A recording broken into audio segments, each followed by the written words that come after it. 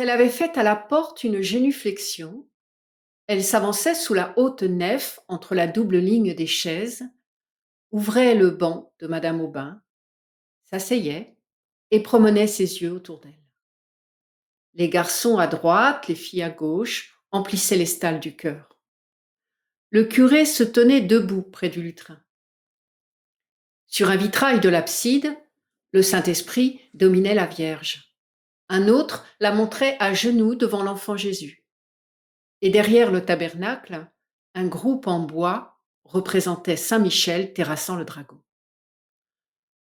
Le prêtre fit d'abord un abrégé de l'histoire sainte. Elle croyait voir le paradis. Le déluge, la tour de Babel, des villes toutes en flammes, des peuples qui mouraient, des idoles renversées. Et elle garda de cet éblouissement le respect du Très-Haut et la crainte de sa colère. Puis, elle pleura en écoutant la Passion.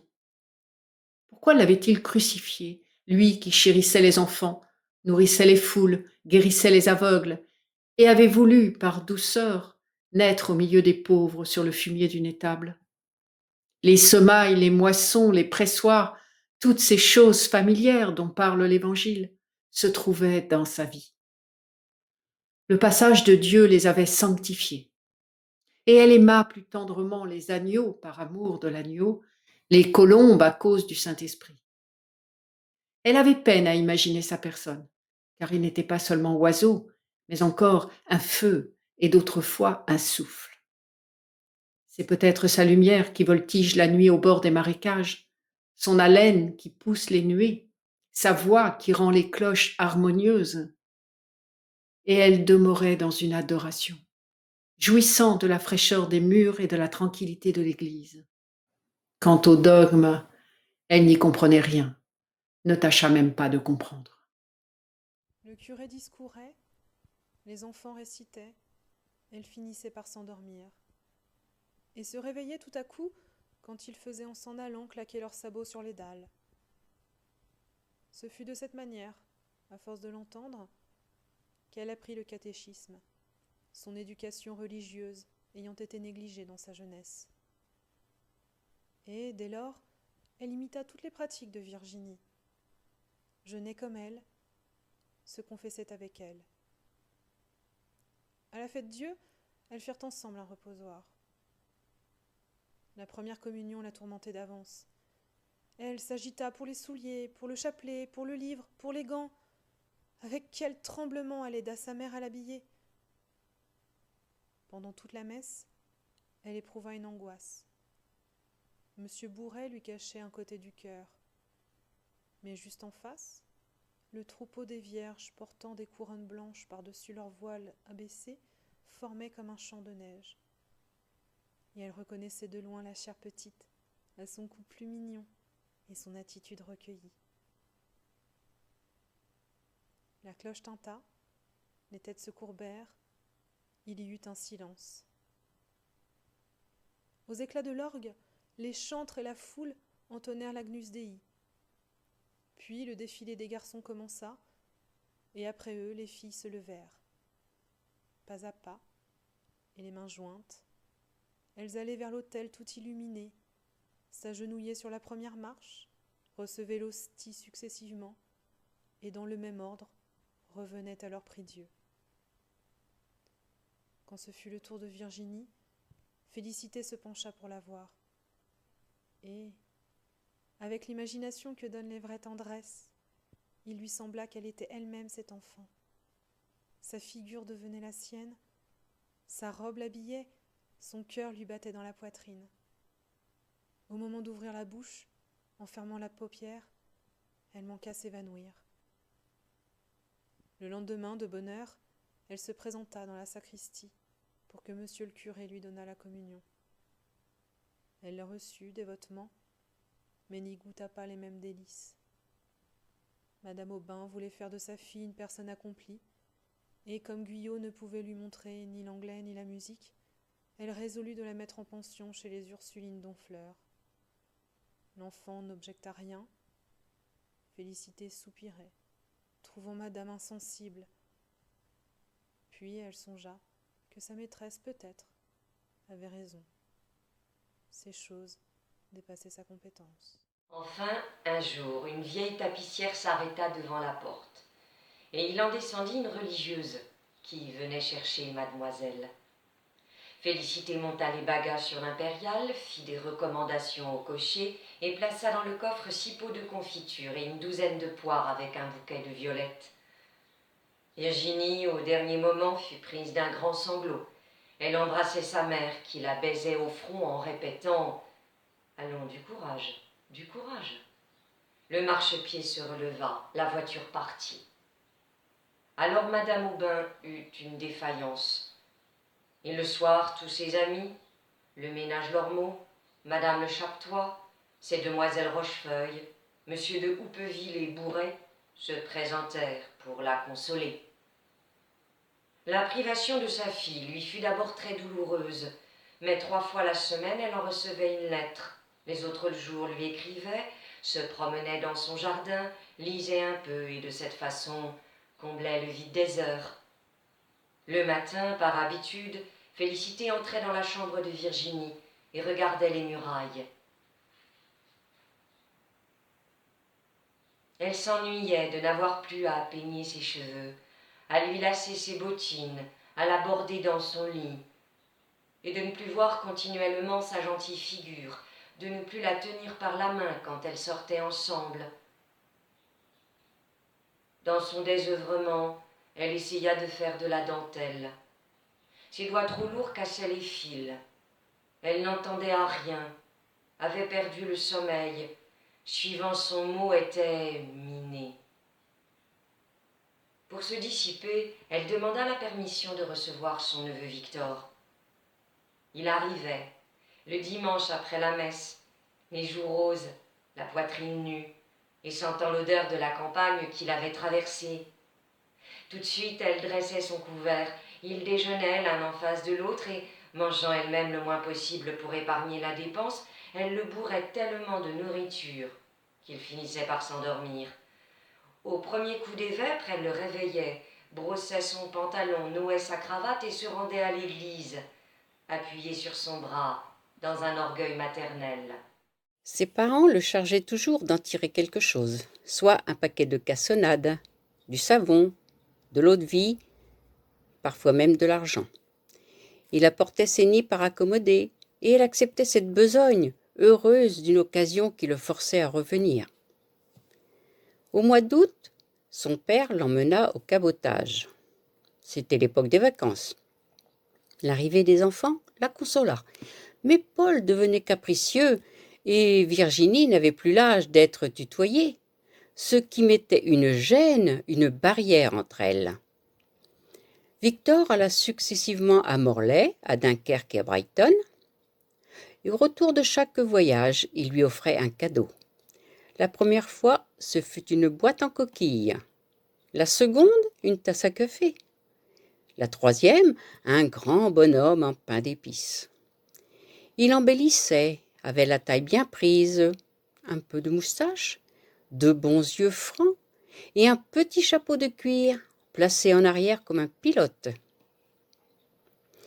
Il l'amusait en lui racontant des histoires mêlées de termes marins. Un lundi, 14 juillet 1819, elle n'oublia pas la date, Victor annonça qu'il était engagé au long cours et, dans la nuit du surlendemain, par le paquebot de Honfleur, irait rejoindre sa goélette, qui devait démarrer du Havre prochainement. Il serait peut-être 2 ans parti.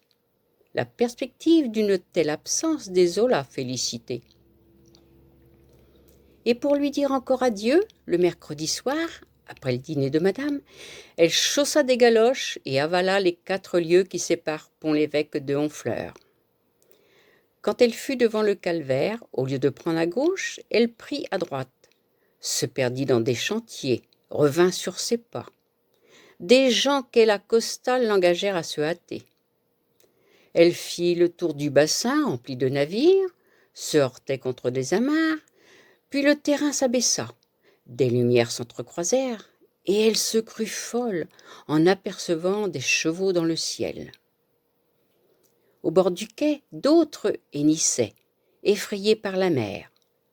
Un palan qui les enlevait les descendait dans un bateau, où des voyageurs se bousculaient entre les barriques de cidre, les paniers de fromage, les sacs de grains. On entendait chanter des poules. Le capitaine jurait, et un mousse restait accoudé sur le bossoir, indifférent à tout cela. Félicité, qui ne l'avait pas reconnu, criait « Victor !» Il leva la tête. Elle s'élançait quand on retira l'échelle tout à coup. Le paquebot, que des femmes allaient en chantant, sortit du port. Sa membrure craquait. Les vagues pesantes fouettaient sa proue. La voile avait tourné. On ne vit plus personne. Et, sur la mer, argentée sur la lune, il faisait une tache noire qui pâlissait toujours, s'enfonça, disparut. Félicité, en passant près du calvaire, voulut recommander à Dieu ce qu'elle chérissait le plus, et elle pria pendant longtemps, debout, la face baignée de pleurs, les yeux vers les nuages. La ville dormait, des douaniers se promenaient, et de l'eau tombait sans discontinuer par les trous de l'écluse avec un bruit de torrent. 2 heures sonnèrent. Le parloir n'ouvrirait pas avant le jour. Un retard, bien sûr, contrarierait madame, et, malgré son désir d'embrasser l'autre enfant, elle s'en retourna. Les filles de l'auberge s'éveillaient, comme elle entrait dans Pont-l'Évêque. Le pauvre gamin, durant des mois, allait donc rouler sur les flots. Ses précédents voyages ne l'avaient pas effrayé. De l'Angleterre et de la Bretagne, on revenait. Mais l'Amérique, les colonies, des îles, cela était perdu dans une région incertaine, à l'autre bout du monde. Dès lors, Félicité pensa exclusivement à son neveu. Les jours de soleil, elle se tourmentait de la soif. Quand il faisait de l'orage, craignait pour lui la foudre. En écoutant le vent qui grondait dans la cheminée et emportait les ardoises, elle le voyait battu par cette même tempête au sommet d'un mât fracassé, tout le corps en arrière, sous une nappe d'écume. Ou bien, souvenir de la géographie en estampe, il était mangé par les sauvages, pris dans un bois par des singes, se mourait le long d'une plage déserte. Et jamais elle ne parlait de ses inquiétudes. Madame Aubin en avait d'autres sur sa fille. Les bonnes sœurs trouvaient qu'elle était affectueuse, mais délicate. La moindre émotion l'énervait. Il fallut abandonner le piano. Sa mère exigeait du couvent une correspondance réglée. Un matin que le facteur n'était pas venu, elle s'impatienta, et elle marchait dans la salle de son fauteuil à la fenêtre. C'était vraiment extraordinaire. Depuis 4 jours, pas de nouvelles. Pour qu'elle se consolât, par son exemple, Félicité lui dit « Moi, madame, voilà 6 mois que je n'en ai reçu. »« De qui donc ?»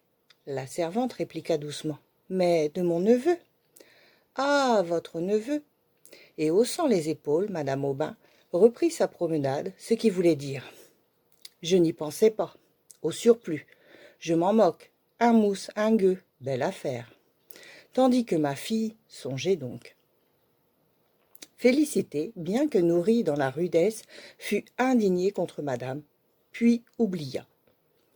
Il lui paraissait tout simple de perdre la tête à l'occasion de la petite.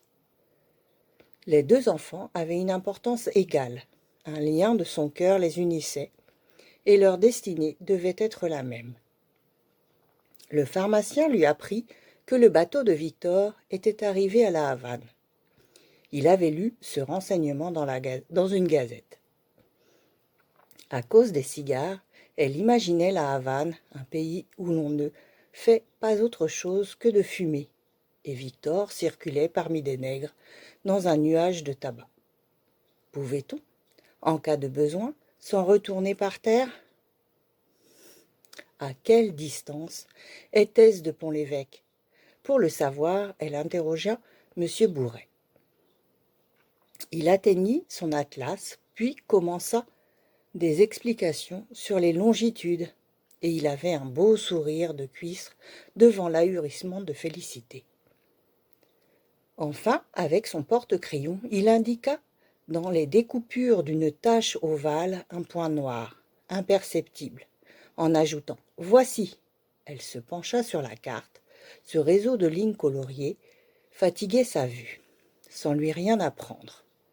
Et Bouret, l'invitant à dire ce qui l'embarrassait, elle le pria de lui montrer la maison où demeurait Victor. Bouret leva les bras. Il éternua, rit énormément. Une candeur pareille excitait sa joie. Et Félicité n'en comprenait pas le motif. Elle qui s'attendait peut-être à voir jusqu'au portrait de son neveu, tant son intelligence était bornée. Ce fut 15 jours après que Liébard, à l'heure du marché comme d'habitude, entra dans la cuisine et lui remit une lettre qu'envoyait son beau-frère. Ne sachant lire aucun des deux, elle eut recours à sa maîtresse. Madame Aubin, qui comptait les mailles d'un tricot, le posa près d'elle, décacheta la lettre, tressaillit, et d'une voix basse, avec un regard profond. « C'est un malheur qu'on vous annonce. Votre neveu. Il était mort, on n'en disait pas davantage. » Félicité tomba sur une chaise, en s'appuyant la tête à la cloison, et ferma ses paupières qui devinrent roses tout à coup. Puis, le front baissé, les mains pendantes, l'œil fixe, elle répétait par intervalles. « Pauvre petit gars, pauvre petit gars !» Liébard la considérait en exhalant des soupirs. Madame Aubin tremblait un peu. Elle lui proposa d'aller voir sa sœur à Trouville. Félicité répondit par un geste qu'elle n'en avait pas besoin. Il y eut un silence. Le bonhomme Liébard jugea convenable de se retirer. Alors elle dit « Ça ne leur fait rien à eux. » Sa tête retomba, et machinalement elle soulevait de temps à autre les longues aiguilles sur la table à ouvrage. Des femmes passèrent dans la cour avec un bar d'où dégouttelait du linge. En les apercevant par les carreaux, elle se rappela sa lessive, l'ayant coulée la veille, il fallait aujourd'hui la rincer. Et elle sortit de l'appartement. Sa planche et son tonneau étaient au bord de la touque. Elle jeta sur la berge un tas de chemises, retroussa ses manches, prit son battoir, et les coups forts qu'elle donnait s'entendaient dans les autres jardins à côté. Les prairies étaient vides, le vent agitait la rivière. Au fond, de grandes herbes s'y penchaient comme des chevelures de cadavres flottant dans l'eau. Elle retenait sa douleur. Jusqu'au soir, fut très brave. Mais dans sa chambre, elle s'y abandonna, à plat ventre sur son matelas, le visage dans l'oreiller et les deux poings contre les tempes. Beaucoup plus tard, par le capitaine de Victor lui-même, elle connut les circonstances de sa fin. On l'avait trop saigné à l'hôpital pour la fièvre jaune. 4 médecins le tenaient à la fois. Il était mort, immédiatement. Et le chef avait dit « Bon, encore un ». Ses parents l'avaient toujours traité avec barbarie. Elle aima mieux ne pas les revoir. Et ils ne firent aucune avance par oubli ou endurcissement de misérable.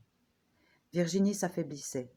Des oppressions, de la toux, une fièvre continuelle et des marbrures aux pommettes décelaient quelque affection profonde. M. Poupart avait conseillé un séjour en Provence.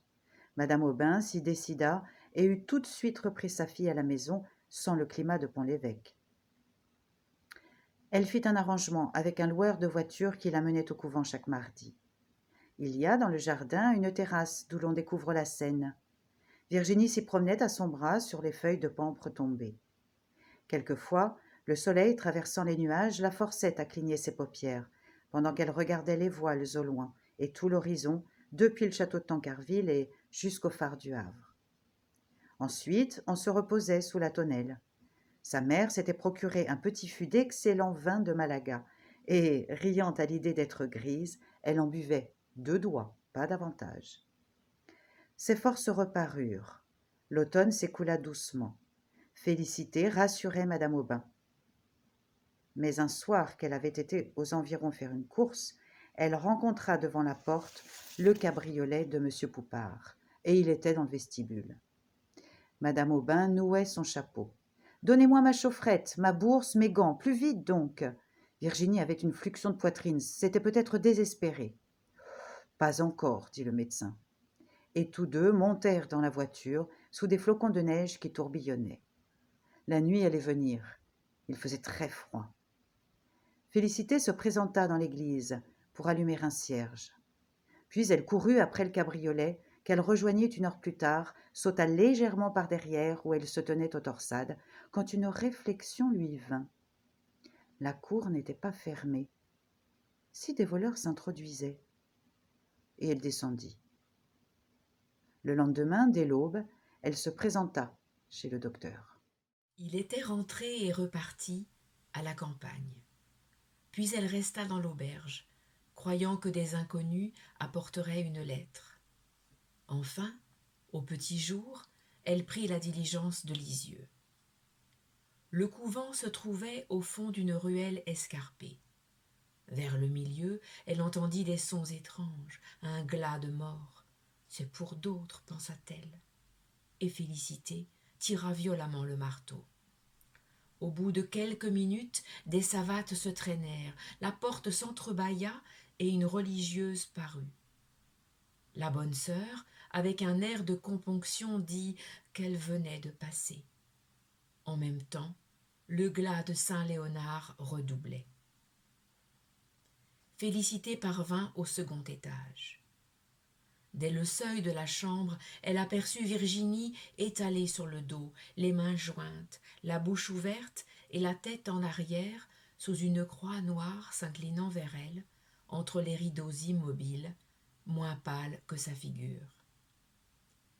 Madame Aubin, au pied de la couche qu'elle tenait dans ses bras, poussait des hoquets d'agonie. La supérieure était debout, à droite. 3 chandeliers sur la commode faisaient des taches rouges et le brouillard blanchissait les fenêtres. Des religieuses emportèrent madame Aubin. Pendant 2 nuits, Félicité ne quitta pas la morte. Elle répétait les mêmes prières, jetait de l'eau bénite sur les draps, revenait s'asseoir et la contemplait. À la fin de la première veille, elle remarqua que la figure avait jauni, les lèvres bleuirent, le nez se pinçait, les yeux s'enfonçaient. Elle les baisa plusieurs fois, et n'eût pas éprouvé un immense étonnement si Virginie les eût rouverts. Pour de pareilles âmes, le surnaturel est tout simple. Elle fit sa toilette, l'enveloppa de son linceul, la descendit dans sa bière, lui posa une couronne, étala ses cheveux. Ils étaient blonds et extraordinaires de longueur à son âge. Félicita en coupa une grosse mèche, dont elle glissa la moitié dans sa poitrine, résolue à ne jamais s'en dessaisir. Le corps fut ramené à Pont-l'Évêque, suivant les intentions de madame Aubin, qui suivait le corbillard, dans une voiture fermée. Après la messe, il fallut encore 3 quarts d'heure pour atteindre le cimetière. Paul marchait en tête et sanglotait. Madame Bourret était derrière. Ensuite, les principaux habitants, les femmes, couvertes de mantes noires, et Félicité. Elle songeait à son neveu, et n'ayant pu lui rendre ses honneurs, avait un surcroît de tristesse, comme si on l'eût enterré avec l'autre. Le désespoir de madame Aubin fut illimité. D'abord, elle se révolta contre Dieu, le trouvant injuste de lui avoir pris sa fille, elle qui n'avait jamais fait de mal, et dont la conscience était si pure. Mais non, elle aurait dû l'emporter dans le Midi. D'autres docteurs l'auraient sauvée. Elle s'accusait, voulait la rejoindre, criait en détresse au milieu de ses rêves. Un, surtout, l'obsédait. Son mari, costumé comme un matelot, revenait d'un long voyage et lui disait en pleurant qu'il avait reçu l'ordre d'emmener Virginie. Alors il se concertait pour découvrir une cachette quelque part. Une fois, elle rentra du jardin bouleversée. Tout à l'heure, le père et la fille lui étaient apparus l'un auprès de l'autre, et il ne faisait rien. Il la regardait. Pendant plusieurs mois, elle resta dans sa chambre, inerte.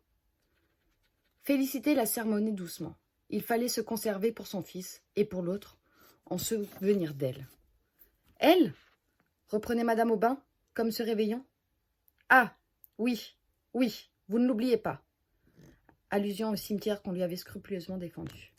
Félicité tous les jours s'y rendait. À 4 heures précises, elle passait au bord des maisons, montait la côte, ouvrait la barrière et arrivait devant la tombe de Virginie. C'était une petite colonne de marbre rose, avec une dalle dans le bas et des chaînes autour enfermant un jardinet. Les plates-bandes disparaissaient sous une couverture de fleurs. Elle arrosait leurs feuilles, renouvelait le sable, se mettait à genoux pour mieux labourer la terre. Madame Aubin, quand elle put y venir, en éprouva un soulagement, une espèce de consolation. Puis des années s'écoulèrent, toutes pareilles et sans autre épisode que le retour des grandes fêtes. Pâques, l'Assomption, la Toussaint. Des événements intérieurs faisaient une date où l'on se reportait plus tard. Ainsi, en 1825, 2 vitriers badigeonnèrent le vestibule. En 1827, une portion du toit, tombant dans la cour, faillit tuer un homme. L'été de 1828, ce fut à madame d'offrir le pain béni. Bouret, vers cette époque, s'absenta mystérieusement, et les anciennes connaissances peu à peu s'en allèrent. Guyot, Liébard, madame Le Chatois, Roblin, l'oncle Gremanville, paralysé depuis longtemps. Une nuit, le conducteur de la Malle-Poste annonça dans Pont-l'Évêque la Révolution de Juillet. Un sous-préfet nouveau, peu de jours après, fut nommé. Le baron de Larsonnière, ex-consul en Amérique, et qui avait chez lui, outre sa femme, sa belle-sœur avec 3 demoiselles, assez grandes déjà. On les apercevait sur leur gazon, habillées de blouses flottantes. Elles possédaient un nègre et un perroquet. Madame Aubin eut leur visite et ne manqua pas de la rendre. Du plus loin qu'elle paraissait, Félicité accourait pour la prévenir. Mais une chose était seule capable de l'émouvoir, les lettres de son fils. Il ne pouvait suivre aucune carrière, étant absorbé dans les estaminets. Elle lui payait ses dettes, il en refaisait d'autres. Et les soupirs que poussait madame Aubin, en tricotant près de la fenêtre, arrivaient à Félicité, qui tournait son rouet dans la cuisine. Elles se promenaient ensemble le long de l'espalier et causaient toujours de Virginie, se demandant si telle chose lui replut, en telle occasion, ce qu'elle lui dit probablement. Toutes ces petites affaires occupaient un placard dans la chambre à 2 lits. Madame Aubin les inspectait le moins souvent possible. Un jour d'été, elle se résigna, et des papillons s'envolèrent de l'armoire. Ses robes étaient en ligne sous une planche où il y avait 3 poupées, des cerceaux, un ménage, la cuvette qui lui servait. Elles retirèrent également les jupons, les bas, les mouchoirs, et les étendirent sur les 2 couches avant de les replier. Le soleil éclairait ces pauvres objets en faisant voir les taches et des plis formés par les mouvements du corps. L'air était chaud et bleu, un merle gazouillait. Tout semblait vivre dans une douceur profonde. Elles retrouvèrent un petit chapeau de peluche à longs poils, couleur marron, mais il était tout mangé de vermine. Félicité le réclama pour elle-même. Leurs yeux se fixèrent l'une sur l'autre, s'emplirent de larmes. Enfin, la maîtresse ouvrit ses bras, la servante s'y jeta, et elles s'étreignirent, satisfaisant leur douleur dans un baiser qui les égalisait. C'était la première fois de leur vie, madame Aubin n'étant pas d'une nature expansive. Félicité lui en fut reconnaissante, comme d'un bienfait, et désormais la chérit avec un dévouement bestial et une vénération religieuse. La bonté de son cœur se développa. Quand elle entendait dans la rue les tambours d'un régiment en marche, elle se mettait devant la porte avec une cruche de cidre et offrait à boire aux soldats. Elle soigna des colériques. Elle protégeait les Polonais, et même il y en eut un qui déclarait la vouloir épouser. Mais ils se fâchèrent, car un matin, en rentrant de l'Angélus, elle le trouva dans sa cuisine, où il s'était introduit et accommodé une vinaigrette qu'il mangeait tranquillement. Après les Polonais, ce fut le père Kolmich, un vieillard passant pour avoir fait des horreurs en 93. Il vivait au bord de la rivière, dans les décombres d'une porcherie. Les gamins le regardaient par les fentes du mur et lui jetaient des cailloux qui tombaient sur son grabat, où il gisait, continuellement secoué par un catarrhe, avec des cheveux très longs, les paupières enflammées, et au bras une tumeur plus grosse que sa tête. Elle lui procura du linge, tâcha de nettoyer son bouge, rêvait à l'établir dans le fournil, sans qu'il gênât madame. Quand le cancer eut crevé, elle le pensa tous les jours, quelquefois lui apportait de la galette, le plaçait au soleil sur une botte de paille, et le pauvre vieux, en bavant et en tremblant, la remerciait de sa voix éteinte, craignait de la perdre, allongeait les mains dès qu'il la voyait s'éloigner. Il mourut. Elle fit dire une messe pour le repos de son âme. Ce jour-là, il lui advint un grand bonheur. Au moment du dîner, le nègre de madame de Larsonnière se présenta, tenant le perroquet dans sa cage, avec le bâton, la chaîne et le cadenas. Un billet de la baronne annonçait à madame Aubin que, son mari étant élevé à une préfecture, il partait le soir. Et elle la priait d'accepter cet oiseau comme un souvenir et en témoignage de ses respects. Il occupait depuis longtemps l'imagination de Félicité, car il venait d'Amérique, et ce mot lui rappelait Victor, si bien qu'elle s'en informait auprès du nègre. Une fois même, elle avait dit « c'est madame qui serait heureuse de l'avoir ». Le nègre avait redit le propos à sa maîtresse, qui, ne pouvant l'emmener, s'en débarrassait de cette façon.